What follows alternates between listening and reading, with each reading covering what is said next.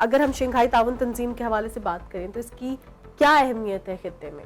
देखिए, इस रीजन की आवाम जो आम पब्लिक है वो इतनी खुशहाल जिंदगी नहीं गुजार रही। हम ऊपर से तो शायद पोर्ट्रेट करते हो कि हम बड़े कंफर्टेबल हैं, सब कुछ है, लेकिन असल स्ट्रेस आवाम पर है। यहाँ पे गुर्बत है, बेरोजगारी है, भूख है। There are many people who are living below the poverty line इस पूरे रीजन में। तो उस कॉन्टेक्स्ट में इसकी अहमियत बहुत ज्यादा है और हम हमारे मुल्क के जितने भी मेंबर्स हैं उनको चाहिए कि इसमें जान डालें, इसको इफेक्टिव करें और कॉन्फ्लिक्ट रेजोल्यूशंस भी जो है वो हमारी आपस में यहाँ पर इसको हल करने की तरफ। अमेरिकन सेक्रेटरी ऑफ स्टेट ने कहा है कि इंडिया पाकिस्तान में दहशतगर्दी को फंडिंग कर रहा है, ये भी गलत है? उन्होंने भी गलत कहा है?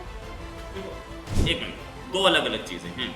अमेरिकन सेक्रेटरी ऑफ स्टेट जो जिसको कोट कर रही हैं उस पर हम बाद में बात करेंगे। पहली चीज, अजीत डोभाल ऐसी लैंग्वेज यूज कर सकते हैं? इम्पॉसिबल। मैं अमेरिका को चैलेंज करता हूँ, जब हो जाए इंडिया की तरफ से कितनी स्ट्रॉन्ग लैंग्वेज यूज की जा रही है अमेरिका के लिए, और अमेरिका क्या इग्नोर कर पा रहा है? इंडिया ने 50 बार बोला कि आप अपना काम कीजिए, हम तो रशिया के साथ दोस्ती रखेंगे। आप तो सियासत को क्रिकेट में ले गए हैं, आप सियासत को खेल में ले गए हैं, आप सियासत को कल्चर में ले गए, आप सियासत को मजहब में ले गए, आप हर चीज में इकोनॉमिक्स इकोनॉमिक्स इकोनॉमिक्स।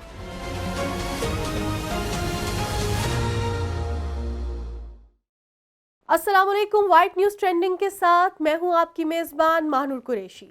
पाकिस्तान की एक और बड़ी कामयाबी, एससीओ इजलास पाकिस्तान के दारुल हुकूमत इस्लामाबाद में हो रहा है।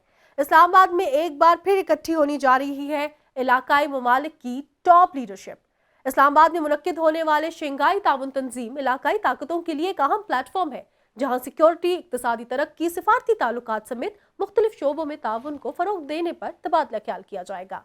पाकिस्तान इस अहम इवेंट की मेजबानी कर रहा है और इसका मकसद वस्ती और जनूबी एशिया में अहम किरदार को मुस्तहकम करते हुए रुकन ममालिक के दरमियान करीबी ताल्लुकात को फरोग देना है। ये इजलास इस ऐसे वक्त में हो रहा है जब खित्ते में जुग्राफियाई सियासी पेचीदगियां मौजूद हैं, जिनमें पाक भारत ताल्लुकात और खास तौर पर ये कशीदा ताल्लुकात शामिल हैं और कश्मीर जैसे दरीना मसाइल भी शामिल हैं। इस मौके पर जयशंकर की शिरकत ताल्लुकात की सर्द महरी के बावजूद सिफारती राब्तों में मजीद दिलचस्पी पैदा करेगी। इन तमाम मौज़ूआत पर आज के प्रोग्राम में हम बात करेंगे। शंघाई ताउन तंजीम के हवाले से बात करने के लिए हमारे साथ प्रोग्राम में major general retired Zahid Mahmood साहब मौजूद हैं। इसके साथ साथ हमें ज्वाइन किया है सीनियर सियासी तज्जियाकार रोहित शर्मा साहब ने। सबसे पहले तो जनरल साहब, मैं आपसे जानना चाहूँगी कि अगर हम शंघाई ताउन तंजीम के हवाले से बात करें तो इसकी क्या अहमियत है खित्ते में? जी हाँ, thank you very much for inviting me and my regards to Rohit. Welcome and thanks for joining with us. देखिए, शंघाई ताउन कॉन्फ्रेंस जो है ये इस खित्ते के लिए बहुत ही ज़रूरी है। सबसे पहले तो हम इस कॉन्फ्रेंस को जो देखते हैं, ये इस ऑर्गेनाइजेशन को देखते हैं, अनफॉर्चुनेटली जो यूनाइटेड नेशन है वो एज अ होल जो उसका पर्पस है टू अचीव पीस वो लूज करती जा रही है। तो इस कॉन्टेक्स्ट में जितनी भी रीजनल तंजीमें हैं जो पॉलिटिकल, इकोनॉमिक और हमारे जो सिक्योरिटी इश्यूज हैं, अगर उनको एड्रेस कर सकती हैं तो उनकी इम्पोर्टेंस तो बहुत है। और ये मैं समझता हूँ कि इसके जो वर्दी मेंबर्स हैं किसी भी ऑर्गेनाइजेशन की, उसकी सक्सेस का दारोमदार उस अप्रोच पे होता है जो उसके मेंबर्स अडॉप्ट करते हैं। तो खित्ते में देखें, ये हमारा जो रीजन है इस वक्त पूरी इंटरनेशनल जो पॉलिटिक्स है या इंटरनेशनल जो सेटअप है, कॉन्टेक्स्ट है, उसमें बहुत ही अहमियत का हामिल हो गया है। यहाँ पर देखें, न्यूक्लियर कंट्रीज हैं, यहाँ पर सीरियस कॉन्फ्लिक्ट्स हैं, कॉन्फ्लिक्ट रेजोल्यूशन की ज़रूरत है इस रीजन को। और सबसे ज़्यादा जो मुझे, I being a military man, मैं कभी भी वार को एडवोकेट नहीं करूँगा, टू बी वेरी ऑनेस्ट। और ये पाकिस्तान भी जो है, पाकिस्तान एक अमन के लिए कायम किया गया मुल्क है। पाकिस्तान की जो फौज भी है, हमारी जो मिलिट्री भी है, वो basically it is a military and the force of peace. तो मैं खुद, हमने वॉर्स किए हैं, हम लड़ चुके हैं, हमें पता है कि वॉर्स के क्या भयानक पहलू होते हैं। तो जो कॉन्फ्लिक्ट है वो ये रीजन अफोर्ड ही नहीं कर सकता। तो उस कॉन्टेक्स्ट में अहमियत तो बहुत है। इस वक्त जो रीजनल ऑर्गेनाइजेशंस, उनकी अहमियत बहुत है। कनेक्टिविटी का टाइम है, कोलैबोरेशन का वक्त है। There is no country in the world जो अकेले अपने मसाइल को या दूसरों के मसाइल को हल कर सके। देयर इज नो कंट्री जो कोलिशन, कोलैबोरेशन के बगैर मसाइल को हल ना कर सके। तो बीइंग अ नेबर, इकट्ठे जब हम रहते हैं, जब एक रीजन में हम नज़दीक होते हैं एक दूसरे के, तो हमारी कल्चरली एक दूसरे को जानते हैं, एक दूसरे के प्रॉब्लम्स को जानते हैं। देखिए, इस रीजन की आवाम जो आम पब्लिक है वो इतनी खुशहाल जिंदगी नहीं गुजार रही। हम ऊपर से तो शायद पोर्ट्रेट करते हो कि हम बड़े कंफर्टेबल हैं, सब कुछ है, लेकिन असल स्ट्रेस अवाम पर है, यहाँ पे गुर्बत है, बेरोजगारी है, भूख है। There are many people who are living below the poverty line इस पूरे रीजन में। तो उस कॉन्टेक्स्ट में इसकी अहमियत बहुत ज्यादा है, और हम हमारे मुल्क के जितने भी मेंबर्स हैं उनको चाहिए कि इसमें जान डालें, इसको इफेक्टिव करें, और कॉन्फ्लिक्ट रेजोल्यूशंस भी जो है वो हमारी आपस में यहाँ पर इसको हल करने की तरफ जाए। सही, जहाँ पे हम कॉन्फ्लिक्ट रेजोल्यूशन के हवाले से बात करें, मैं जो है रोहित शर्मा की जाने भी बढ़ूंगी, लेकिन आपसे एक कमेंट में चाहती हूँ कि इसमें भारत की पार्टिसिपेशन आपको क्या लगता है, कितनी अहमियत की हामिल है? जी देखिए, वेलकम करते हैं हम जयशंकर साहब का यहाँ पे आना। भारत इम्पोर्टेंट मेंबर है इस रीजन का, हमारा नेबर है, और उसकी एक इम्पोर्टेंस है। उनका आ जाना आफ्टर 10 इयर्स किसी डिग्नेटरी के इस तरह विजिट करना, ये पूरे पाकिस्तान में इसको एक खुशाइन समझा जा रहा है। लेकिन एक चीज़ याद रखिएगा कि ये चीज़ें तब भी खुशाइन होंगी जब प्रैक्टिकली हम देखेंगे कि हम towards better environment, better region जा रहे हैं। तो अब ये डिपेंड करेगा कि वो इसको किस कॉन्टेक्स्ट में लेते हैं, क्या यहाँ पे कंट्रीब्यूट करते हैं। अनफॉर्चुनेटली मैं थोड़े से अफसोस के साथ ये कहूँगा कि जैसे सार्क को हमने अंडरमाइन कर दिया। सार्क एक रीजनल ऑर्गेनाइजेशन थी, तो एक कंट्री जब उसको अंडरमाइन करती है तो वहां पे फिर क्वेश्चंस खड़े हो जाते हैं। तो उनके आने को हम वेलकम करते हैं और होप करते हैं कि एक नए चीज का आगाज होगा, एक नए डायलॉग का आगाज होना चाहिए, बातचीत को आगे बढ़ना चाहिए। स्कटलर अगर बन के आए रहेंगे तो फिर हम कहीं भी नहीं जा रहे। Exactly. तो अल्टीमेट नुकसान अवाम का है, लोगों का है, और ये सिलसिला फिर इसी तरह चलता रहेगा। तो it is a welcome move. देखिए अब आगे कैसे अनफोल्ड होता है। सही, इस हवाले से रोहित शर्मा साहब, मैं आपके कमेंट्स लेना चाहूंगी कि जयशंकर की पाकिस्तान आमद, इजलास में आमद, इसमें पार्टिसिपेशन आप कैसे देख रहे हैं? देखिए, एक शंघाई कोऑपरेशन ऑर्गेनाइजेशन की मीटिंग है, और उस मीटिंग में जयशंकर साहब को जाना था। ये एक मस्ट है। प्लेनरी सेशंस होते हैं, ऑफ कोर्स ऑनलाइन भी जा सकते थे, he could have gone online, लेकिन वो ऑनलाइन नहीं गए, और सारे के सारे पहुंच रहे हैं, तो जयशंकर साहब को भी पहुंचना था।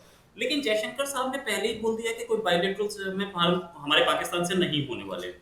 हाँ, एक चीज जरूर है कि जब हम देखते क्वाड की ओर, तो क्वाड जो है, इंडिया, यूएस, जापान, ऑस्ट्रेलिया, इस क्वाड की मीटिंग्स इंडिया में होनी थी, जो कि शायद नहीं हुई। और कुछ जो मीटिंग हुई वो किसी रिक्वेस्ट पे किसी दूसरे कंट्री पे हुई, एक जापान में हो गई, एक अमेरिका में हो गई। तो इंडिया कितनी तवज्जो दे रहा है शंघाई कोऑपरेशन ऑर्गेनाइजेशन को, ये तो दिख रहा है। एंड शंघाई कोऑपरेशन ऑर्गेनाइजेशन जरूरी भी है, इंडिया के लिए भी जरूरी है, चाइना के लिए भी जरूरी है, पाकिस्तान के लिए भी जरूरी है, रशिया के लिए भी जरूरी है। इस एससीओ के फोरम पे बैठकर हम बहुत सारी चीजें, अच्छा, यूएन जैसे जैसे अपनी रेलेवेंस खो रहा है, वैसे वैसे एससीओ या G20, ये सारी की सारी चीजें अपनी रेलेवेंस बढ़ रही है इनकी। इस समय G20 is a bigger forum than the UN. उधर ज्यादा चीजें डिस्कस हो रही हैं, उधर ज्यादा मसलों के हल निकल रहे हैं। यूएन में तो कोई हल ही नहीं निकल रहा, यूएन तो बिल्कुल यूजलेस हो चुका लगभग। तो ऐसे में SCO is very important, but मुझे लगता नहीं कि इंडिया पाकिस्तान के रिलेशंस पे कोई चीज डेवलपमेंट होगा, क्योंकि जयशंकर साहब ने पहले ही मना कर दिया कि कोई बायलैटरल नहीं होनी। अगर बायलैटरल नहीं होनी तो इंडिया पाकिस्तान के मैटर पे क्या डिस्कशन होगा?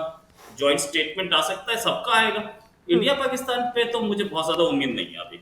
सही, जिस तरह आपने बता दिया कि जयशंकर साहब ने पहले ही कह दिया कि कोई बायलैटरल डेवलपमेंट नहीं होगी, इन रिलेशंस में बेहतरी नहीं आएगी। तो जनरल साहब, मैं अब आपसे जानना चाहूंगी, बल्कि इसी के हवाले से एक कमेंट जो हमने देखा कि चाइनीज अखबार ने एक मजमून लिखा और उसमें कहा गया कि भारतीय डिप्लोमेसी का सबसे बड़ा मसला जयशंकर है, और उसी को उन्होंने पहले ही कह दिया कि बायलैटरल रिलेशंस की जानिब भी हम नहीं बढ़ेंगे। आप इस चीज़ को कैसे देख रहे हैं? क्योंकि ये तो भारत की डिप्लोमेसी का सिर्फ, इट्स नॉट अबाउट पाकिस्तान के साथ ताल्लुकात नहीं वो बेहतर बनाएंगे, बल्कि दीगर ममालिक के साथ भी। देखिए, मैं समझता हूँ जैसे कि इंडिविजुअल मैटर करते हैं। अनफॉर्चुनेटली अभी हम देख रहे हैं कि पॉलिटिक्स में और ख़ासतौर पे भारत के बीच में हम देख रहे हैं कि जो इंडिविजुअल्स हैं उनका कनेक्शन विद दी जो गवर्नमेंट या स्टेट पोजीशन है, उसके अलावा भी एक उनकी पर्सनैलिटी का अपना एक इम्पैक्ट डालते हैं। Exactly. और उसको इफेक्ट करते हैं। जो चाइना ने भी उनको basically it was Jaishankar statement जो उन्होंने कहा था कि India is a China problem.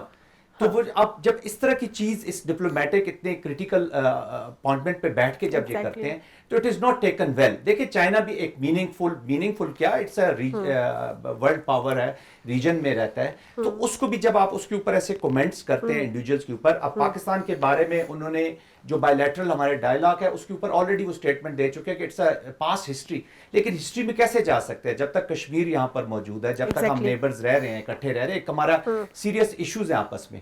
तो पास्ट में आपके किसी के कहने से तो वो दबा नहीं दिया जाता ना, वो पास्ट तो खत्म नहीं हो जाता, उसने तो डिस्कस होना ही होना है, इसने इशू ने सॉल्व होना ही होना है। यूनाइटेड नेशन में इसके ऊपर करारदादें हुई हैं, और ये किसी खित्ते का या किसी एक जमीन का हिस्सा इशू नहीं है, ये इंसानियत का इशू है, इंसानों के साथ हम डील कर रहे हैं।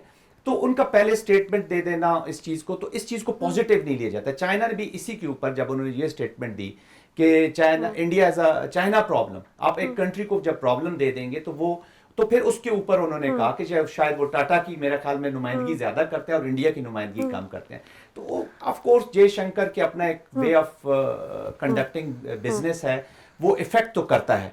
तो I think that has to be reviewed, जो मेरा रिकमेंडेशन। और तभी उनको कहा भी जाता है कि अशराफिया जो है उनका हाथ है उनके पीछे और उनको सपोर्ट करें। वो फिर किसी के नुमाइंदे के तौर पे अगर करेंगे तो फिर तो वी आर गोइंग नोवेयर। वो पीस के लिए, रीजन के लिए, वर्ल्ड के लिए इट इज नॉट गुड। सही सही। तो मैं इस हवाले से आपका व्यू जानना चाहूंगी रोहित शर्मा साहब, कि आप कैसे देखते हैं, अगर हम जयशंकर के हवाले से ग्लोबल टाइम्स के मजमून को देखें या जो उनकी सफारतकारी का जो तरीका है, खारजा पॉलिसी का जो उनका तरीका है, आप बीइंग अ सीनियर तज्जियाकार इसको कैसे देख रहे हैं?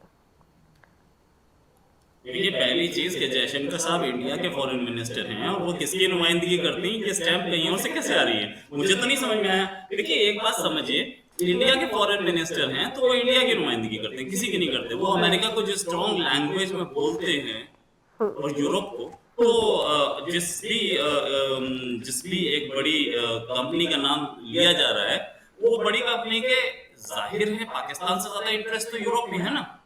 उसने अगर टाटा स्टील ने कोरस खरीदी तो वो यूरोप में थी, और जैगवार और लैंड रोवर खरीदी टाटा मोटर्स ने तो वो यूरोप में खरीदी। और वो यूरोप को कितनी गंदी सुनाते हैं जयशंकर साहब, तो वो किसी की नुमाइंदगी करेंगे, उनकी इंटीग्रिटी जो है वो कभी भी किसी भी एंगल से नहीं देखी जा सकती। और ऐसे फॉरेन मिनिस्टर कहाँ बिरले बड़ी मुश्किल से पैदा होते हैं जो कि सीधे बोलते हैं कि यूरोप तुम्हें नहीं समझ में आता, यूरोप तुम हमें नहीं बताओगे, हम तुम्हें बताएंगे। और ब्रिटेन के लिए एक जवाब था उनका कि आप अपने से बड़ी इकोनॉमी से डील कर रहे हो, तमीज से बात करो। तो ऐसी लैंग्वेज एक बिजनेसमैन नहीं कर सकता। दूसरी चीज, यहाँ तक जब चाइना जो है, चाइना इज अंडर ट्रेमेंडस प्रेशर। आपको पता है पिछले 6 महीने में 23 प्लेसेस पे, इंडिया चाइना बॉर्डर पे 23 प्लेसेस पे डिसएंगेजमेंट चाइना ने अपने आप कर ली। मतलब जहां बॉर्डर पे आईबॉल टू आईबॉल खड़े थे, सिर्फ डिप्लोमेसी से हमने पीछे हटा दिया।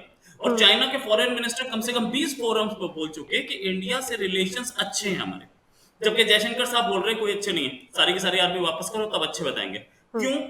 क्योंकि चाइना इकोनॉमिक स्लंप में जा रहा है, और चाइना अगर कहीं ऑक्सीजन ढूंढ रहा है तो इंडियन इकोनॉमी से। चाइना पे सैंक्शंस लग रहे हैं, चाइना के ऊपर टैरिफ्स लग रहे हैं, अमेरिका इतने टैरिफ्स लगा रहा है, यूरोप टैरिफ्स लगा रहा है। चाइना के पास एक्सपोर्ट मार्केट, या चाइना अगर कहीं से $100 बिलियन का उसका ट्रेड सरप्लस, वो भी घटता जा रहा है इंडिया से। अगर ये वो इसे नहीं संभालेगा तो इकोनॉमी स्लंप में तो पहले ही जा रही है। वो चाइना जो $19 ट्रिलियन इकोनॉमी बताता है, वो 19 नहीं है, वो 12 के तकरीबन 12 है या उससे नीचे। तो ऐसे में चाइना को भी औकात दिखाना कोई दिखाई दी ना, अपने आप डिसएंगेजमेंट कर रहा है, हमने तो नहीं बोला हटा लो, हमारी तो फोर्स खड़ी है, वो उसकी अपनी गई है ना। तो ये समझने की बात है कि इंडिया अपनी सॉफ्ट पावर, हार्ड पावर, और इंडिया अपनी हार्ड पावर को यूज करना जानता है। हाँ, जंग का टाइम नहीं है, ये बात हम मानते हैं, इंडिया भी मानता है, और इंडिया 50 बार कर चुका। जहां तक ह्यूमैनिटेरियन मामला है, इस दुनिया में कोई ह्यूमैनिटेरियन मामला नहीं होता, सारे मसलों के मामले होते हैं, सब जेब भरने का मामला होता है। अच्छा रोहित शर्मा साहब, आपसे एक और सवाल पूछना चाहूंगी। जिस तरह जनरल साहब ने कहा कि इंडिविजुअल पर्सनालिटीज भी होती हैं जो कि डिफाइन कर रही होती हैं पॉलिसीज को, तो यानी कि ये इंडिविजुअल पर्सनालिटी नहीं है, ये इंडिया का स्टेट नैरेटिव है। चाहे वो यूरोप को आंखें दिखा रहा है, चाहे वो चाइना को आंखें दिखा रहा है, चाहे वो पाकिस्तान के साथ बायलैटरल रिलेशंस नहीं रखना चाहता, ये इंडिया का नैरेटिव है, राइट? इंटरनेशनल रिलेशंस में अगर आप देखेंगे तो पार्टीज, इंडिविजुअल छोड़ दीजिए, पार्टीज चेंज हो जाती हैं, नैरेटिव सेम रहता है। इंटरनेशनल रिलेशंस में I have not seen in my 20 years experience कि इंडिया अमेरिका रिलेशंस, वहां पे पार्टी चेंज हुई, इंडिया में पार्टी चेंज हुई, रिलेशन सेम है। इंडिया पाकिस्तान में पार्टी चेंज हुई दोनों साइड, दोनों साइड प्राइम मिनिस्टर्स भी चेंज हुए, पार्टीज भी चेंज हुई, लेकिन स्टैंड सेम। इंडिया चाइना में भी स्टैंड सेम है। इंटरनेशनल रिलेशंस में हमेशा कंट्री का स्टैंड होता है, किसी इंडिविजुअल का या पार्टी का स्टैंड नहीं होता। और ये हम बड़े आराम से, अगर बताऊं तो प्राइम मिनिस्टर मोदी जब सब पहली बार आए थे तो नवाज शरीफ को बुलाया भी था, तो क्योंकि उस समय तक सरकारी अमला प्राइम मिनिस्टर मोदी को रिपोर्ट नहीं कर रहा था, बुलाया भी था, यहाँ पर आए भी थे प्राइम मिनिस्टर नवाज शरीफ, आकर के उन्होंने ओथ टेकिंग में पार्ट भी लिया था। और जैसे ही सरकारी अमले ने प्राइम मिनिस्टर मोदी को रिपोर्ट करना शुरू किया, सब कुछ खत्म हो गया।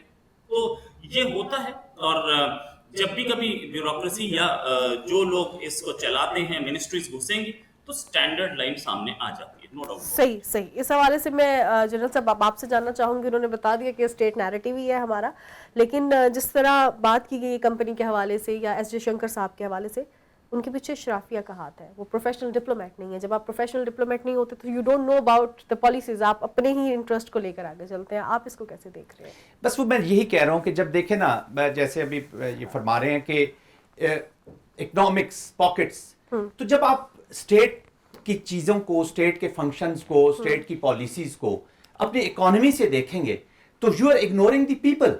एग्जैक्टली। आप भारत देखें, भारत के लोग भी है ना, एक भारत के लोग, या तो आप कहें कि जी बीजेपी जो है वो पूरे भारत की एक जो रिफ्लेक्शन है उसकी विल की, और वो विल भारत की भी इकोनॉमी है कि वो हर चीज को इकोनॉमी से ही देखना चाहते हैं कि जहां पे हमें फायदा है। और अगर उनकी ये अग्रेशन उनके डिप्लोमेट्स के बीच में, उनके इंपॉर्टेंट ऑफिस होल्डर्स के बीच में ये एग्रेशन, ये घमंड मेरी नजर में है कि ये अगर उनमें आ गया कि वो शट अप कॉल जिसको देना चाहते हैं यूरोप को दे दें, इंग्लैंड, तो ये स्टेट टू स्टेट रिलेशंस ऐसे चलती नहीं है। एग्जैक्टली। किसी को उन्होंने अगर शट अप कॉल दी है और अगर उस मुल्क ने उस शट अप कॉल को ले लिया तो फिर तो ये उनकी कमजोरी है। लेकिन आगे अगर कोई ऐसा मुल्क है जो एक वो शट अप कॉल को पॉजिटिव नहीं लेता और वो भी एक ऐसी पॉलिसी अडॉप्ट कर लेता है जो फ्रिक्शन की तरफ जाती है, जो जंग की तरफ जाती है, जो युद्ध की तरफ जाती है, तो इसका मतलब है you are drawing conflict for yourself also. तो जब आप अपना ये जो घमंड है पावर का, जरूरत का, बेसिकली इंडिया को इस वक्त, इंडिया क्योंकि एक्सेप्टेंस है वर्ल्ड में, वो एक अपना यहाँ पे एक पुलिसमैन रखना चाहता है रीजन में to counter China and other countries, फिर सबसर्विएंट स्टेट। तो देखिए अभी India because of these policies में भी हो सकता है दुनिया में तो एक्सेप्टेंस उनकी बहुत ज्यादा हो, वो उसको ले रहे हो, लेकिन रीजन के बीच में अभी नेबरहुड में देखें, मालदीव जैसा मुल्क जो है, अभी बांग्लादेश रिसेंट हमारे सामने सिचुएशन है, तो पाकिस्तान तो अल्हम्दुलिल्लाह वी हैव नो इश्यूज उनको, जैसे वो जैसे वो रखना चाहते हैं ताल्लुकात, इट इज देयर चॉइस, जो चीजें रहेंगी वो तो रहेंगी अनफॉर्चुनेटली। बट फिर मैं वो कहूंगा the sufferer will be the people of India and people of the region. उन लोगों की मुझे समझ नहीं आती कि उसको हम कैसे, उनकी जो चीजें हैं उनको हम कैसे एड्रेस करेंगे।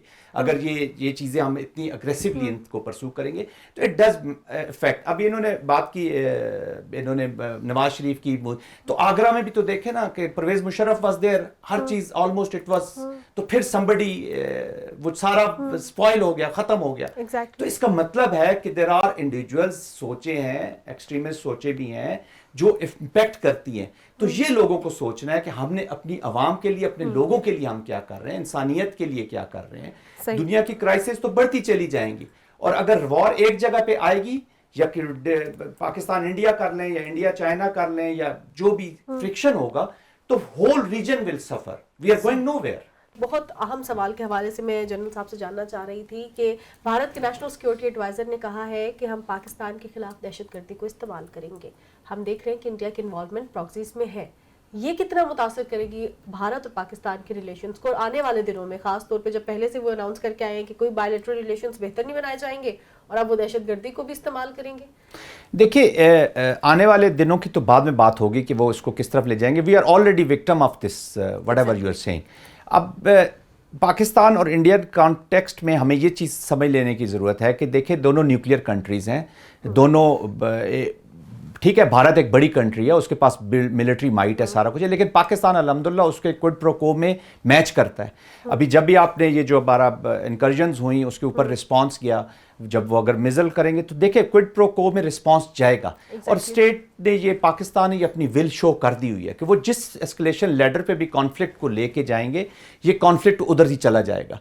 जब ये चीज़ आप कन्वेंशनल में और इस तरह चीज़ों में जब आप वॉर में मैचिंग या कह लें कि या आप अपने ऑब्जेक्टिव्स नहीं हासिल कर सकते, तो फिर कल्बोशंस होते हैं, फिर what ever is happening with Pakistan through Afghanistan और दहशतगर्दी का देखिए वो एक लेजिटिमेट मूवमेंट है जो कश्मीर में चल रही है। अब तो कश्मीरियों ने खुद देख लिया वहां पे इलेक्शन के रिजल्ट्स आ गए हैं, तो बीजेपी की पॉलिसी जो अनफॉर्चुनेटली एक एक्सट्रीमिस्ट अभी पॉलिसीज हैं जो हिंदुत्व वाला एक न्यू सेफ्रनाइज्ड हिंदुस्तान जो सामने आया है पूरी दुनिया के लिए, उनकी पॉलिसीज फेल हो रही हैं, नाकाम हो रही हैं। उनकी वो जो अग्रेशन या जो एक्सट्रीमिस्ट थॉट्स हैं इन दी पॉलिटिक्स, आप कश्मीर का रिजल्ट देख लीजिए। उसके बाद मोदी साहब जो प्राइम मिनिस्टर थे, उन्होंने जब वो अपना कह रहे थे कि जब हम 400 क्रॉस करेंगे सीट्स, तो उनका रिजल्ट देख लीजिए, उसमें भी देयर आर क्वेश्चंस कि वो कैसे, बट एनीवेज तो वो चीज़ें एक्सेप्ट नहीं हो रही। तो दैट्स वाई वो फिर ये इसी तरह का फिर वो यही क्लेम करेंगे कि हम ठीक है जी, हम फिर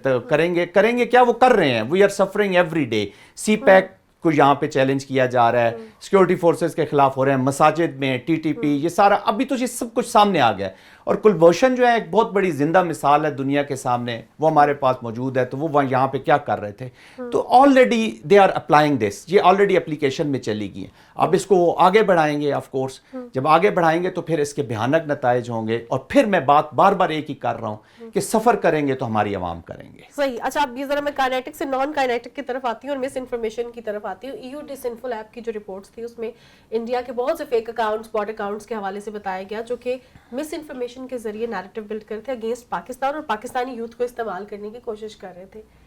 ये कितना खतरा है पाकिस्तान के लिए, और खास तौर पे ये सिर्फ पाकिस्तान तक महदूद नहीं है, हमने देखा है कि ये दीगर ममालिक में भी चल रहा है। सो इससे कैसे निपटना चाहिए और खास तौर पे इस पे मिल बैठ के बात करना बहुत ज्यादा जरूरी है। जी देखिए, पाकिस्तान और पूरी दुनिया इस वक्त डिजिटल टेररिज्म का शिकार हो रही है। ठीक है, अभी आप देख रहे हैं कि miss information, narrative building, mind is the target, hope of the people is the target all over. अब देख लें जो कनाडा में मर्डर हो गया, सिख्स जो हैं वो US में परसू हो रहे हैं, क्रिश्चियंस के इश्यूज हैं। तो ये हर जगह पे मिस इन्फॉर्मेशन, डिसइन्फॉर्मेशन, अब तो वो रिपोर्ट सामने आ गई चीज़ें। ये देखिए, ये 21वीं सदी है, यहाँ पर अब आप इस तरह की एप्लीकेशन को ज़्यादातर टाइम पर से लोगों की आंखों से ओझल नहीं रख सकते, या उनके वो people exactly know what all is happening. चूंकि आपकी एक्सेप्टेंस इस वक्त इंटरनेशनल कम्युनिटी में है, आपकी रिक्वायरमेंट है अपने पॉलिटिकल ऑब्जेक्टिव्स की दूसरी पावर्स को, तो उसमें वो इंडिया कई दफ़ा इग्नोर हो जाता है। कोई और मुल्क होता तो शायद इतना इग्नोर ना हो जाता। सही। अब मैं सवाल से रोहित शर्मा साहब आपसे जानना चाहूंगी कि भारत के नेशनल सिक्योरिटी एडवाइजर कह चुके हैं कि पाकिस्तान के खिलाफ वो दहशतगर्दी को इस्तेमाल करेंगे। आप कैसे इसको देखते हैं? दहशतगर्दी को इस्तेमाल करना किसी मुल्क के खिलाफ सही है? ये आप कोट कैसे कर रही हैं? मैं इतनी देर से सुन रहा हूँ पूरा conversation. Indian national security adviser ऐसी बात बोल सकते हैं, या किसी कंट्री का नेशनल सिक्योरिटी एडवाइजर बोल सकते हैं कि हम टेररिज्म की यूज करेंगे? कौन से ISI के एजेंट की खबर सुन रही हैं आप? ये मुझे तो कोई अखबार नहीं मिला, या आप कोई इंटरनेशनल न्यूज एजेंसी बता दीजिए। वो किसी पूरे वर्ल्ड का कोई नेशनल सिक्योरिटी एडवाइजर, कोई होम मिनिस्टर, कोई फाइनेंस मिनिस्टर, डिफेंस मिनिस्टर बोल सकता है। तो ये जो अमेरिकन सेक्रेटरी ऑफ स्टेट ने कहा है कि इंडिया पाकिस्तान में दहशतगर्दी को फंडिंग कर रहा है, ये भी गलत है? उन्होंने भी गलत कहा है? देखो, एक मिनट, दो अलग अलग चीजें हैं। अमेरिकन सेक्रेटरी ऑफ स्टेट जो जिसको कोट कर रही हैं, उस पर हम बाद में बात करेंगे। पहली चीज, अजीत डोभाल ऐसी लैंग्वेज यूज कर सकते हैं? इम्पॉसिबल। पाकिस्तान जिसके ऊपर पूरी दुनिया बोलती है हम टेरर एक्सपोर्ट के, पाकिस्तान टेरर एक्सपोर्ट करता है, और पाकिस्तान के खुद के former prime minister, just a minute ma'am, अब मेरा आंसर तो कंप्लीट होने दीजिए ना, 3 क्वेश्चंस के बाद आप मेरे पास आई हैं। तो पाकिस्तान के खुद के the then prime minister Imran Khan ने UN गए थे, वहां पर एक्सेप्ट किया था कि we were sending terror to Afghanistan and Kashmir. वो ऑन रिकॉर्ड्स है। उन्होंने तक नहीं बोला कि हम इंडिया के खिलाफ टेरर यूज करेंगे। उन्होंने तक नहीं, वो हर बार इंडिया के खिलाफ टेरर डिनाई करते रहे। वो अमेरिका में एक्सेप्ट करके आए थे, ठीक है। जब उन्होंने एक्सेप्ट किया था उसके बाद भी पाकिस्तान ने ऐसी लैंग्वेज नहीं बोली। ये पता नहीं आप कहां से पढ़ के आई हैं। अब आगे बात करते हैं। अब ये जो बोला गया कि मालदीव्स में क्या हुआ, बांग्लादेश में क्या हुआ, और इंडिया को साइडलाइन किया जा रहा है। बॉस, इंडिया को साइडलाइन करके कोई कंट्री चल सकता है? मैं अमेरिका को चैलेंज करता हूं, जब हो जाए। इंडिया की तरफ से कितनी स्ट्रॉन्ग लैंग्वेज यूज की जा रही है अमेरिका के लिए, और अमेरिका क्या इग्नोर कर पा रहा है? इंडिया ने 50 बार बोला कि आप अपना काम कीजिए, हम तो रशिया के साथ दोस्ती रखेंगे। फिर भी आप देखिए, अभी हमारे डिफेंस मिनिस्टर गए थे, हमें इंजन दिया जा रहा है हमारे एमका के लिए, एमका मतलब 5th जनरेशन फाइटर के लिए, हमें इंजन दिया जा रहा है तेजस के लिए, हमें प्रेडेटर ड्रोन्स दिए जा रहे हैं। हमने बोला कि हम आपके साथ नहीं हैं, हम रशिया के साथ हैं, हम रशिया से तेल लेंगे। हमने बता दिया, हमने S-400 लिया, S-400 टर्की ने भी लिया था, उस पर सैंक्शंस पड़ गए, इंडिया पे नहीं पड़े। ये समझिए कि इंडिया कितना इग्नोर हो रहा है, मतलब आई डोंट नो यहाँ पे क्या बात हो रही है, लेकिन इंडिया कितना इग्नोर हो रहा है। अगर ऐसा इग्नोर होना अच्छा है तो आई वुड लव कि इंडिया को सारे कंट्रीज इग्नोर करें। बाकी बात ये कि सफरर इंडिया होगा या रीजन के लोग होंगे, तो एक 370 हटी थी, उसके बाद जो आपने ट्रेड बंद कर दिया और आप आज भी वैक्सीन इंडिया से ले रहे हो, वाया दुबई ले रहे हैं, सफरर कौन है? पाकिस्तान की पब्लिक है। 10 रुपए की चीज आप 1000 रुपए में अपनी पब्लिक को दे रहे हैं, बीच में आपके यही लोग खा रहे हैं जो कि बड़ी तारीफ कर रहे हैं इसका, इस ब्लॉकेज की कि नहीं हम तो 370 चाहिए, हमें तो 370 लोगे तब हम वैक्सीन, अपने बच्चों को वैक्सीन भी तब लगवाएंगे जब 370 मिल जाएगी। और वैक्सीन भी ले ही इंडिया से ले, 50 चीजें इंडिया से सस्ते में मिल सकती थी आपको, जो आप कहीं जाकर के बड़ी महंगी खरीद रहे हैं। इंडिया से सिर्फ एक बॉर्डर क्रॉस करना होता है, लेकिन नहीं, आपको 370 चाहिए। अच्छा, अभी कश्मीर पे भी बात करते हैं। ये जनाब ये एक चीज बोली गई कि आगरा में क्या हुआ। आगरा में क्या हुआ? रात में 2 बजे चोरों की तरह भाग गए। डिप्लोमेसी करते ना, बात करते, हम देखते। रात में 2 बजे भागे थे मुशर्रफ, क्यों भागे थे रात में 2 बजे? ऐसे आए थे डिप्लोमेसी, क्या ऐसे होता है? प्रोटोकॉल कुछ नहीं होता। तो रात में 2 बजे भागने वाला आदमी बता रहा है क्या गलती हमारी है? ये कौन सा तरीका है? ये तो सही रिकॉर्ड्स में है ना। आपको बात करनी चाहिए थी, नेक्स्ट डे भी बात करते, नहीं हो पाता, बहुत सारी मीटिंग्स फेल हो जाती है, लेकिन रात में 2 बजे भागने का क्या मतलब बनता है? ये तो आगरा समिट भी हमारे ऊपर है, हमारी गलती है। एक चीज, इनकर्जन्स का रिस्पांस दिया था, वो तो सबको पता है कि क्या रिस्पांस दिया था और कितना अच्छा रिस्पांस था। और 24 घंटे में जो टांगे कांप गई थी, पसीने आ गए थे, मैं नहीं बोल रहा हूँ, वहां अयाज सादिक ने बोला था कि पसीने आ गए थे किसी एक 6 लाख की आर्मी के चीफ के, और टांगे कांप रही थी। और ठीक है, जो आर्मी चीफ कांप गया तो लेफ्टिनेंट जनरल, मेजर जनरल भी कांप ही होंगे, मैं तो नहीं जानता। जहां तक बात यह कि एक चीज कि कुलभूषण यादव क्या कर रहे थे यहाँ पे? अच्छा, वो अजमल का साहब क्या कर रहे थे? उसको कोई नहीं पूछता। अच्छा, और एक चीज, पाकिस्तान को जितना दिखा दो, प्रूफ दिखाओ। पहले तो पाकिस्तान ने सीधे सीधे मना कर दिया हमारा नहीं है, बाद में पाकिस्तान ने खुद एक्सेप्ट किया कि हमारा आदमी है। तो जब आपके पास एक आदमी लाइव टेररिस्ट अटैक में पकड़ा गया है, कुलभूषण यादव कहां से पकड़ा गया, क्या उसके प्रूफ था, किसी को नहीं पता, लेकिन एक आदमी टेररिस्ट अटैक में साथ पकड़ा गया ना, और आपने माना कि यस हमारा था। एक्सटर्नल अफेयर्स मिनिस्ट्री का स्टेटमेंट है। तो जब एक आदमी टेररिस्ट अटैक करता हुआ पकड़ा गया है, उसने लोग माने हैं, उसने एक्सेप्ट किया है, पाकिस्तान ने एक्सेप्ट किया, उसके बाद पाकिस्तान किस मुंह से बोलता है कि इंडिया टेररिस्ट है? रोहित शर्मा साहब, इसका जवाब हम हमारे साथ major general retired Zahid Mahmood साहब हैं उनसे लेते हैं, क्योंकि एक्सपर्ट हमारे दरमियान मौजूद है। जस्ट मिनट मैम, 2 पॉइंट और है, 2 पॉइंट और। एक, इन्होंने ईयू के डिसइंफो लैब की बात की, लेकिन ईयू के डिसइंफो लैब की बात वो कंट्री कर रहा है जिसके प्राइम मिनिस्टर ने एक फेक वीडियो ट्वीट किया कि कश्मीर का है, वो निकला बांग्लादेश का। जिसकी एक एम्बेसडर ने यूएन में एक फोटो दिखाई कि ये कश्मीर का बच्चा है जिस पे पैलेट लगे हुए, वो सीरिया की फोटो थी। जहां पे प्राइम मिनिस्टर, प्रेसिडेंट ने एक वीडियो दिखाया जो कि रावलपिंडी का था, जो कि लाहौर का था, और वो बोल रहे थे कि इंडिया में मुसलमानों को मारा जा रहा है। जहां का प्रेसिडेंट पब्लिक में झूठ बोल रहा है, प्राइम मिनिस्टर पब्लिक में झूठ बोल रहा है और पकड़े जा रहे हैं, और वहां का एम्बेसडर्स यूएन में झूठ बोल रहे हैं, वो हमें डिसइंफो लैब बता रहे हैं। Very good. अच्छा, कश्मीर की जहां तक बात है, कश्मीर में उमर अब्दुल्ला का स्टेटमेंट आपको पता है? आज ही का मैं आपको बता देता हूँ, बाकी दुनिया पे जाने की जरूरत नहीं है। उमर अब्दुल्ला का आज का स्टेटमेंट है, prime minister Narendra Modi is an honourable man, we are not foolish to think that we will get back article 370, we already have hostile neighbours, we want good relations with central government and we will continue to work with Prime Minister Modi। ये उमर अब्दुल्ला का, जो आदमी 60% vote से जीत गया है कश्मीर में, 60% लोग उमर अब्दुल्ला पे अपना विश्वास रखते हैं। अगर ऐसा आदमी बोल रहा है कि हम प्राइम मिनिस्टर मोदी के साथ हैं, प्राइम मिनिस्टर मोदी अच्छे आदमी, तो हमें मानना पड़ेगा। और अभी 2 हफ्ते पहले तक, 2 हफ्ते पहले भी नहीं, 1-1.5 हफ्ते पहले की बात है, यूएन में पाकिस्तान के रिप्रेजेंटेटिव ने बोला कि सारी कश्मीर की पॉलिटिकल लीडरशिप जेल में डाली हुई है, इलेक्शन हो रहा है, सब कैंपेन कर रहे हैं। अंधा है पाकिस्तान क्या? उसके यूएन के लोगों को, उसके डिप्लोमेट्स को दिखता नहीं है या झूठ बोलने की आदत पड़ चुकी है? कितना झूठ बोलोगे यार, यूएन में सुबह शाम झूठ बोल रहे हो। चलिए रोहित शर्मा साहब, इस हवाले से हम हमारे साथ जनरल साहब मौजूद है, उनसे जानते हैं उनकी क्या राय है। कुछ सवाल आपने बड़े जो है उठा दिए ऐसे जिनका जवाब मेरे पास भी है, लेकिन we are having the expert as well. जी हाँ, रोहित देखें, कह रहे हैं, अब मुझे तो पहले अफसोस हुआ इनकी जो लैंग्वेज ये यूज़ कर रहे हैं, but with all my respect, वो अभी गेस्ट है, इधर बैठे हुए हैं। देखें, अगर भारत इतना ही दूध और शहद की नहरें बह रही थी, तो ये 8 लाख फौज वहां पिकनिक करने गई हुई है कश्मीरियों में। ये कोई आज की कहानी है जो कश्मीर के ऊपर इन्होंने जुल्म किया है, जो कश्मीरियों के ऊपर वो जो खून है, अब ये बच्चों के उनके खून के अंदर ये एनिमिटी या जो नफरत है वो उनके अंदर चली गई है। कश्मीर के अंदर जो इंटरनेट इनके बंद थे, वो जेल जिस तरीके से उसको बना दिया गया था, जितने जुल्म वहां पे हुए हैं शायद ही हिस्ट्री में कहीं होंगे। मैंने जैसे आपको पहले बताया कि ये जो मोदी सरकार है और ये जो बीजेपी की हुकूमत है, ये बेसिकली अब ये सेकुलर इंडिया तो रहा नहीं है।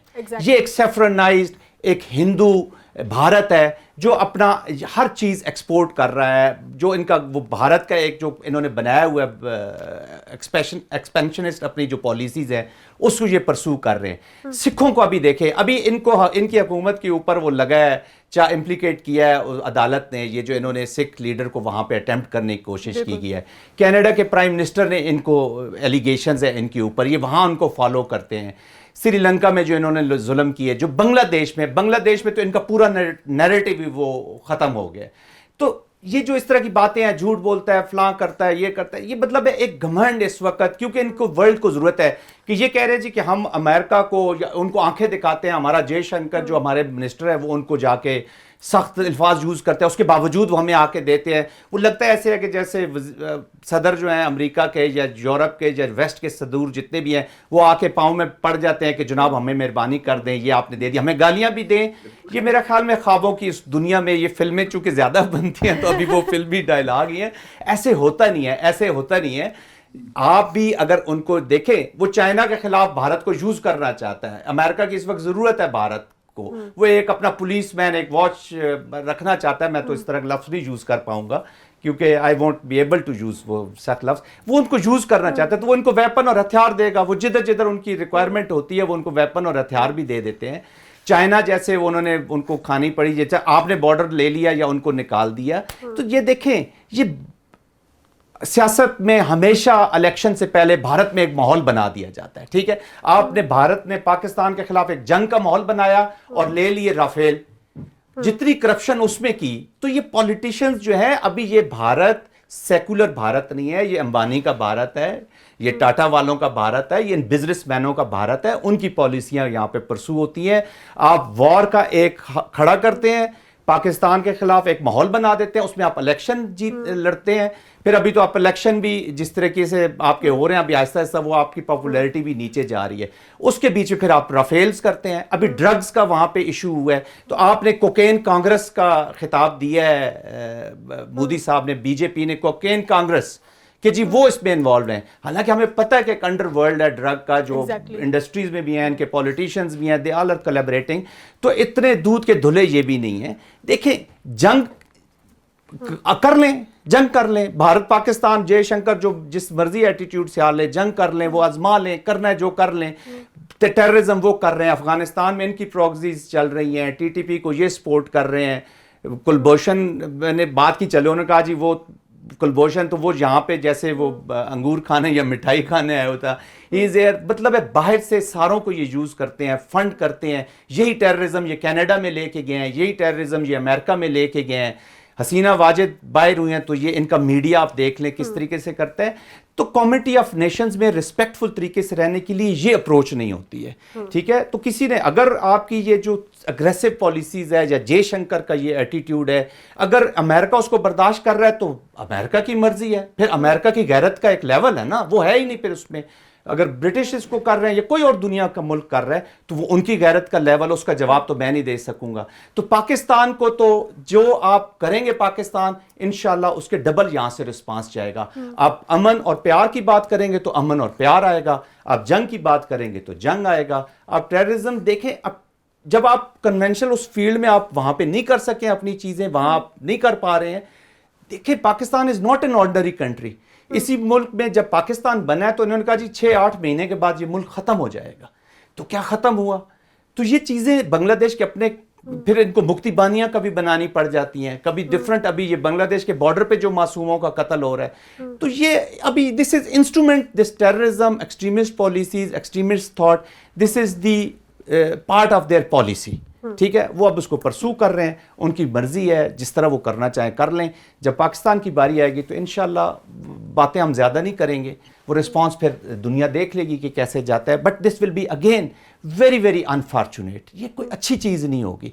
उन्होंने खुद ये भी कह दिया है कि जी ये लोगों की बात नहीं होती या इंसानियत की बात नहीं है, ये तो इकोनॉमिक्स की बात है। Exactly. तो जिस मुल्क की पॉलिसी, जिसका इंटेलिजेंसिया, जिसका एकेडेमिया, जिसकी थॉट, जिसके पुरअमन लोग ये सोचते हैं कि हमारे लिए पैसा, हमारे लिए इकोनॉमिक्स ये ज़्यादा ज़रूरी है, इंसानों की कोई वैल्यू नहीं है, तो वहाँ इंसानियत पे बात करना मेरे ख्याल में उसका फ़ायदा नहीं होगा। सही, यानी कि ह्यूमैनिटेरियन क्राइसिस नहीं समझे जाते, इकोनॉमिक क्राइसिस समझे जाते, इवन वो अपने मुल्क के ही लोग क्यों ना हो। अब मैं जो अपने मुल्क के लोगों के हवाले से आपसे कमेंट लेना चाहूँगी। जनरल साहब, खालिस्तानी रहनुमाओं के कत्ल की साजिश की गई, ना सिर्फ हम भारत में देख रहे हैं, यूके में भी हमने देखा कि कनाडा में भी ऐसा हुआ, अमेरिका में भी ऐसा हुआ, और वो साजिशें बेनकाब हुई हैं। क्या इससे भारत खालिस्तानी जो मूवमेंट है इसको दबा देगा? देखिए, जो जेन्युइन मूवमेंट्स होती हैं, जो लोगों की मूवमेंट्स होती हैं और इंडिजिनस और वहाँ की जो वो कभी ख़त्म नहीं होती। 84 में ही देखे ना, खालिस्तान का जो मैसेकर हुआ, वहाँ पे जो सिखों को मारा गया, उसके बाद आज 24 है, 2024 है, तो क्या ये ख़त्म हो गया है? ये वहीं पे मौजूद है। कश्मीर का ये जितना जुल्म कर ले, ये मूवमेंट अब तो नस्लों में, खून में चली गई है। Exactly. आप सप्रेस नहीं रख सकते। तो जो जेन्युइन लेजिटिमेट मूवमेंट्स होती हैं, वो बंदूक और गोली से कभी ख़त्म नहीं होती, वो बढ़ती से बढ़ती चली जाती है, क्योंकि वो लोग वहाँ पे मौजूद होते हैं जिन्होंने अपने पेरेंट्स को लूज़ किया है, जिन्होंने अपने फैमिलीज़ को लूज़ किया है। How can they forget this? तो ये ख़त्म होने वाली नहीं है। सही। रोहित शर्मा साहब, मैं आपका कमेंट इस पे लेना चाहूंगी कि जिस तरह हम इन मूवमेंट के हवाले से बात करें, खालिस्तानी मूवमेंट के हवाले से बात करें, क्या ह्यूमैनिटेरियन क्राइसिस ये भी नहीं होते विद इन द कंट्री भी? अगर एक ऐसा ग्रुप है, एक ऐसा सेगमेंट है जो कि मुतासिर हो रहा है, तो उसको भी नहीं देखा जाएगा, सिर्फ इकोनॉमिक्स को ही देखा जाएगा? मैंने ये बात अभी एड्रेस की थी और इसका जनरल साहब ने मुझे जवाब नहीं दिया कि इतनी वैक्सीन पाकिस्तान ले रहा है, वो भी ह्यूमैनिटेरियन ग्राउंड पे 370 को साइड करके ली जा सकती थी ना ऑफिशियली। क्यों उसमें मिडलमैन खा रहे हैं? 10 रुपए की वैक्सीन 1000 रुपए में पाकिस्तान में क्यों मिल रही है, जिसका जवाब ये इग्नोर कर गए? क्यों? चलिए, वो तो बेनिफिट हो रहा है, चाहे मिडलमैन को हो रहा है, चाहे इंडिया को हो रहा है। मैं आपसे खालिस्तान मूवमेंट के हवाले से कमेंट लेना चाह रही हूँ। ये जो विद इन द कंट्री हो रहा है। नहीं, ऐसे नहीं। मैं आगे मैं आपके एक एक चीज को एड्रेस करूंगा। Why is he ignoring my questions? ये इग्नोर करके शूट एंड स्कूट जो हो रहा है ना, वो शूट एंड स्कूट भी नहीं हो रहा, बल्कि स्कूट एंड स्कूट हो रहे हैं यहाँ पे। तो आर्मी के हैं तो शूट एंड स्कूट तो जानते होंगे। बाकी 8 लाख फौज इन्होंने बताई, इन्होंने काउंटिंग की थी। हमारे पास जो फिगर्स हैं, मेरे पास जो फिगर्स हैं, वो तो 3 लाख की हैं। खैर, पाकिस्तान झूठ बोलता रहा था और रहा है। इंटरनेट बंद था तो आप कश्मीरी बच्चे जो YouTube चैनल चला रहे हैं, वो कहां से चल रहे हैं? डेली आ रहा है, डेली वीडियो पढ़ रहे हैं उस पे, और डेली हम इंटरनेट के थ्रू इंटरव्यूज कर रहे थे कि कश्मीरी जितने भी लीडर्स है सबका। आप एक दिन नहीं देखेंगे जिस दिन ओमर अब्दुल्ला के वीडियोस नहीं आए, जिस दिन महबूबा मुफ्ती के वीडियोस नहीं आए, इल्तिजा मुफ्ती के नहीं आए। इंजीनियर राशिद जो इंडिया के खिलाफ बहुत बोलते, उनको भी बेल मिली थी, वो भी कैंपेन कर रहे थे। अच्छा, इन्होंने बोला कि जेल बना दिया, जेल में इलेक्शन हो गया, पूरा इलेक्शन हो गया, 60% पोलिंग। इससे ज्यादा डूब मरने की बात नहीं है पाकिस्तान के लिए कि 60% पोलिंग हो गई और जिसको वोट दी गई वो ये बोल रहा है कि पाकिस्तान हमारा दुश्मन है, मोदी हमारा भाई है। ये दिस इज शेमफुल कि पाकिस्तान को अब बोल दीजिए ओमर अब्दुल्ला भी इंडिया खरीदा हुआ आदमी, बोल दीजिए, या बोल दीजिए फारूक अब्दुल्ला भी, बोल दीजिए कि महबूबा मुफ्ती भी इंडिया के, आपके लिए कौन है फिर? ये अभी 10 दिन पहले बोल रहे थे कि सारी जो पॉलिटिकल लीडरशिप जेल में है, 10 दिन पहले बोल रहे थे वहां पे कर्फ्यू लगा है, 10 दिन पहले बोल रहे थे वहां पे इंटरनेट बंद है। अब जब हमने पूरा इलेक्शन करवा दिया, हमने G20 करवा दिया, उसके बाद भी झूठ बोले जा रहे हैं। यार, सच बोलना सीख लो भाई आप। ये तो हर रिलीजन में लिखा है ना, आप अगर गीता को नहीं मानते तो कुरान में भी तो लिखा है कि सच बोले, तो सच बोलना सीख लो। क्यों पाकिस्तानी लीडरशिप झूठी बोलना चाहती? अच्छा, कनाडा के पीएम ने आरोप लगाया, कनाडा का पीएम ने आरोप लगा दिया, मान लिया, उन्हें प्रूफ दिया। इंडिया ने 5 बार बोला प्रूफ दे दो हमें, अब प्रूफ तो कोई दिया नहीं। प्रूफ दोगे तब तो हम मानेंगे कि भैया ठीक है, हम एक्शन लेंगे, इंक्वायरी करवाएंगे। हमारे पास कनाडा के पीएम ने अगर कोई प्रूफ दिया हो तो हमने उस पर इंक्वायरी ली, हमने उसके ऊपर एक्शन लिया है। जितने लोगों का नाम दिया सबको अरेस्ट करके दे देंगे हम। तो प्रूफ तो दे। एक प्रूफ दिया नहीं, अपनी वो बोलते फिर रहे कि इंडिया ने मरवाया है, इंडिया ने करवाया। ऐसी इसलिए आर्ग्यूमेंट्स कनाडा कर रहा है, हमें भी लीस्ट बदल। अच्छा हाँ, इन्होंने एक बोला, बड़ी अच्छी चीज बोली कि चाइना के खिलाफ इंडिया को अमेरिका यूज करना चाहता है। जब ये अमेरिका F-16 दे रहा था पाकिस्तान, तब किसको किसके खिलाफ यूज कर रहे थे? तब तो बड़ा अच्छा लग रहा था, तब तो भाई था, गले में हाथ डाल के घूम रहे थे, है ना। आज क्योंकि वो इंडिया के फेवर में है और इंडिया के आगे पीछे घूम रहा है, और यस, इंडिया की अमेरिका की गैरत बेगैरत हुआ आप देखिए, हमें नहीं पता। अब इंडिया जो बोल रहा है अपनी टर्म्स पे उससे बात कर रहा है, और वो बात करना चाहता है, वो हमें सब कुछ देना चाहता है, उसने पूरी तिजोरियां खोल दी है हमारे लिए। Fine, we love it. अगर कोई आदमी हमें दे रहा है, हम उसके सामने we are not budging even a single inch in front of it. हम नहीं हैं, हम IMF के बाहर $3 बिलियन के $2 बिलियन के लिए नहीं बैठे उसके गेट पे, हम उसके घर पे नहीं बैठे, हम उसके सामने घुटने टेक के नहीं खड़े। सच बात तो ये है, हम लोग गैरत वाले आदमी हैं और हम अपने टर्म्स पे बात करते हैं। अच्छा, एक चीज और, इन्होंने बोला बांग्लादेश में क्या हो रहा है, मालदीव में क्या हो रहा है। पता है मालदीव में क्या हो रहा है? मालदीव के प्राइम मिनिस्टर, मालदीव के प्रेसिडेंट वही मोइजू जो इंडिया आउट कैंपेन चला रहे थे, अभी 3 दिन पहले वो इंडिया में बैठे थे और इंडिया में बैठ के बोल रहे थे India is our best friend, 3 दिन पहले। और वही बांग्लादेश, उन्होंने इंडिया से लोन मांगा कि हमारा कर्जा निपटाओ, इंडिया से लोन मांगा, और हनी मधु इंटरनेशनल एयरपोर्ट के लिए बोला कि वो इंडिया के पास रहेगा, हम इंडिया के फेवर में। हनी मधु इंटरनेशनल एयरपोर्ट, इनफैक्ट उन्होंने इसका नाम लिया कि इंडिया हनी मधु इंटरनेशनल एयरपोर्ट का डेवलपमेंट कर रहा है एंड वी वांट इट। अच्छा, दूसरी चीज, बांग्लादेश, अभी 24 घंटे नहीं हुए बांग्लादेश ने इंडिया से फूड मांगा है कि हमें फूड पे सप्लाई करो, अंडे दे दो, हमें चावल दे दो, ये बोला है। और वो अब इंडिया के साथ कोजी अप हो रहा है। गवर्नमेंट पलटना बहुत आसान होता है, लेकिन इंडिया ने जितना हेल्प किया अपने नेबर्स को, वो भूल नहीं सकता कोई। और मालदीव्स, श्रीलंका, हर जगह इंडिया के फेवर की गवर्नमेंट पलटी गई, लेकिन 6 महीने में उन्हें समझ में आ गया कि कौन दोस्त है कौन दुश्मन है, ये हुआ। अच्छा, अंबानी का भारत है भाई, सच बात ये है, भारत किसी का नहीं है, भारत अपना है। हमारे कंट्री के जितनी भी लीडरशिप है, वो हमारी गवर्नमेंट, वो हमारे लोगों के लिए काम करती है और कर भी रही है।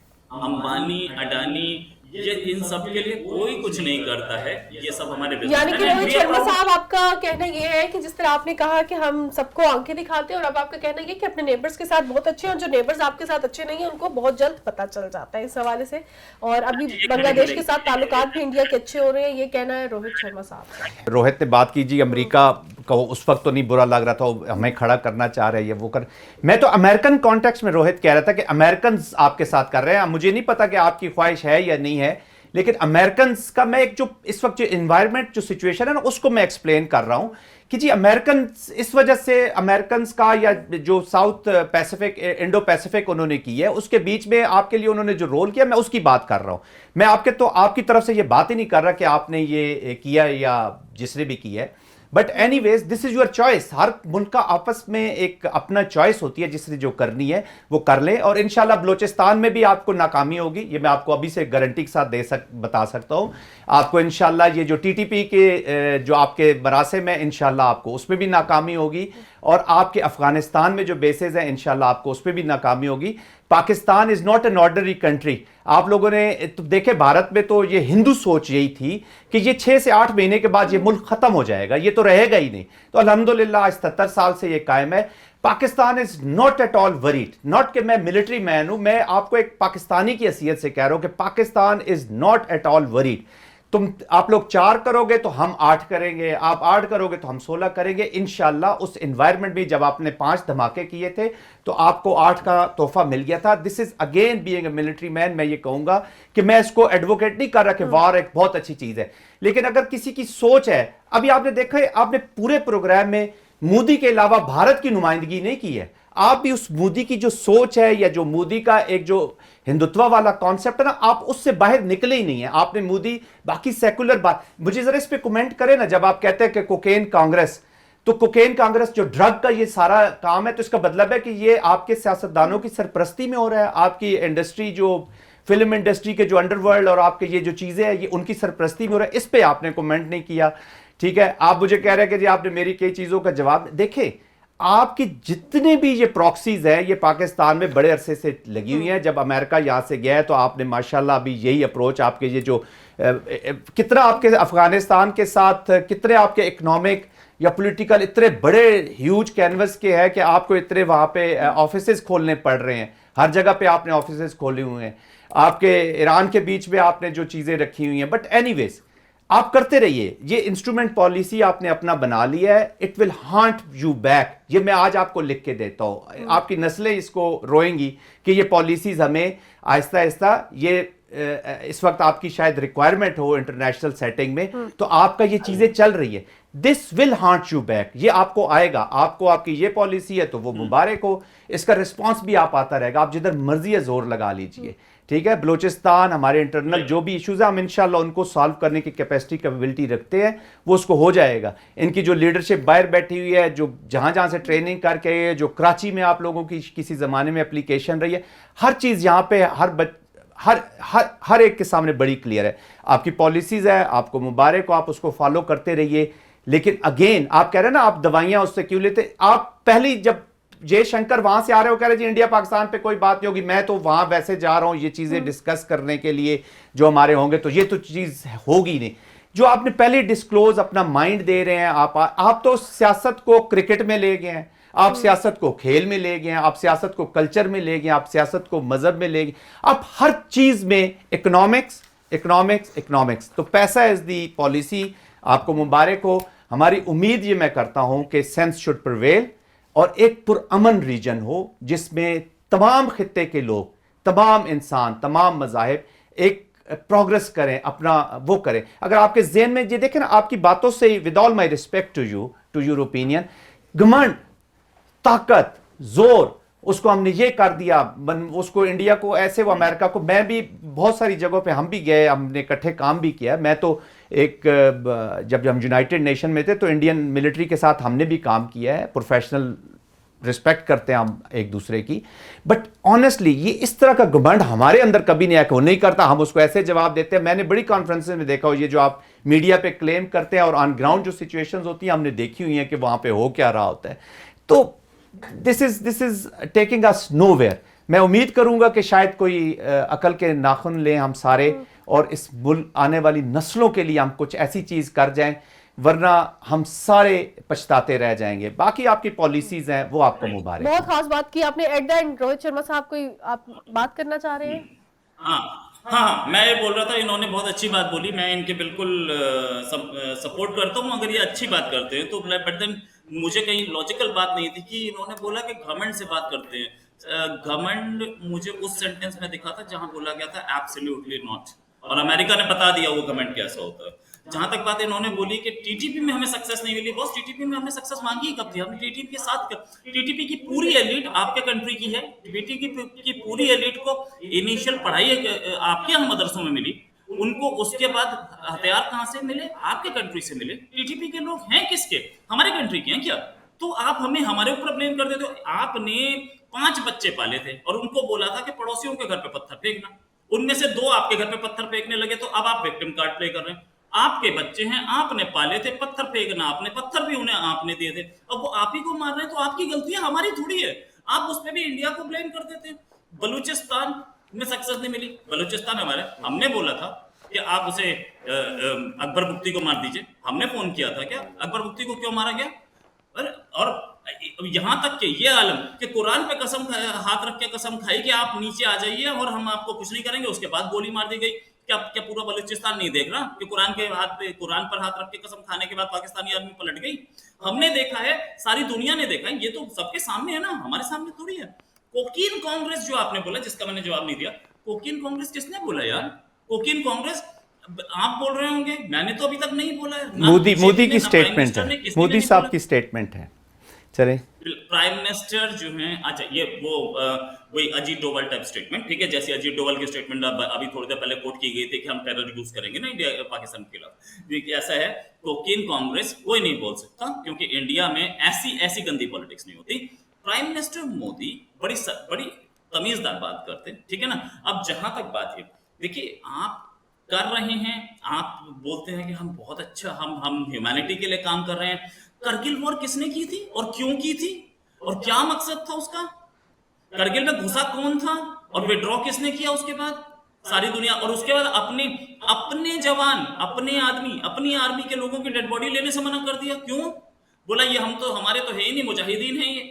साफ झूठ बोला। फिर उसके बाद 6 महीने बाद खुद मान गया नहीं हमारे ही थे यार, बॉडी नहीं ली, बाढ़ में जाए। तो यार आप अपने लोगों की परवाह नहीं कर रहे हो, आप अपने लोगों को इंसानियत के नाते भी आपने उनकी बॉडी नहीं ली। इसलिए नहीं ली अपने आर्मी के लोगों की, नॉर्दर्न लाइट इन्फेंट्री थी ना, अगर आप उनकी बॉडी नहीं ले रहे हो, अपने लोगों की बॉडी नहीं लेने के लिए तैयार हो, अपनी आर्मी के लोगों को आपने छोड़ दिया, तो आपसे मैं क्या उम्मीद करूं? तो पाकिस्तान ऐसे ही करता रहेगा। करिए, very good, we are proud of you. देखिए, पाकिस्तान ने तो रोहित अभी आपका जो पायलट वापस किया है, आई थिंक इससे बड़ा जेस्चर एक महज़ब कौम का हो नहीं सकता। पाकिस्तान एक महज़ब कौम है, वो महज़ब तरीके से करती है, जंगें होती हैं, हमने भी जंगें लड़ी हैं, इंडिया के साथ भी लड़ी हैं, तो we are very proud of everything whatever we are doing for our country. आपको हम गुड लक ज़रूर कहेंगे, गुड लक। आप अगर इसी को अपने जो एक्सट्रीमिस्ट पॉलिसीज़ हैं, इन्हीं को अपना इंस्ट्रूमेंट रखना चाह रहे हैं, इसी के ऊपर चलना चाह रहे हैं, तो मैं आपको गुड लक कहूँगा। मैं आपके लिए यही कह सकता हूँ।